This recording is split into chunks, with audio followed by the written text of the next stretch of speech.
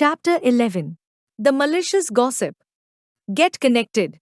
How many times do we listen to malicious gossip? How many times do we spread around things that we have only heard of, not verified? Everyone is responsible for spreading gossip at some time or the other. Talking behind someone's back isn't respecting their right to speak out for themselves. Dina and her group of friends giggled as they walked into the class. Pointing fingers at Sahil, they all sat down at their desks. Every time Miss Seema spoke in the class, the girls would look around and smile. Miss Seema noticed this but didn't think too much about it. The next day she noticed that things were worse. A lot of people were looking giggling when Sahil was around. What could be happening, she thought.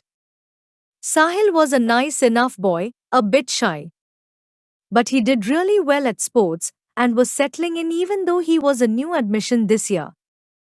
The next day, Miss Seema noticed that Sahil was looking a little low. Again, she heard the same group of girls giggle and point their fingers. After her lecture was over, Miss Seema asked the girls to wait back in the class. Dina, will you please tell me what is happening? I don't understand the reason why you girls are constantly giggling. Is something the matter? Miss Seema asked. Dina and her group kept quiet. Tell me please, before I am forced to take this matter to the principal madam. Miss Seema countered.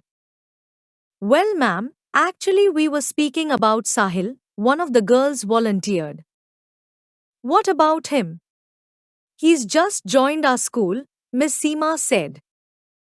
Ma'am, we know why he was transferred to our school. Another girl smiled slyly and spoke up. Now Miss Seema was baffled. Well, then tell me why, she said. Ma'am, don't you know? He has a learning disability. He can't study properly. He is slow, the girls told to Miss Seema. She couldn't believe her ears. Where did you hear this? She asked them. Ma'am, my cousin is friends with someone from his old school. He heard it there and told me, Dina said. And you repeated it to others without thinking about what it means, or how terrible it would be if it were to spread. Dina, I am really ashamed of you.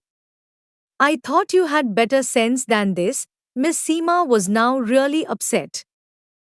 Let me tell you girls, that Sahil has no learning disability. He is absolutely fine. By spreading such rumors about him, you would have really undermined his confidence. Secondly, spreading malicious gossip about others is just plain mean. You all didn't even know if it's true or not. Instead of waiting to wonder about the repercussions of spreading such a bad piece of gossip, you all chose to simply repeat it, Miss Seema said. The girls hung their head in shame. They had realized the gravity of their mistake. And lastly, girls, having a learning disability isn't something to make fun of. It isn't a thing or a disease. It's simply a state of mind of the person, and with time they overcome it.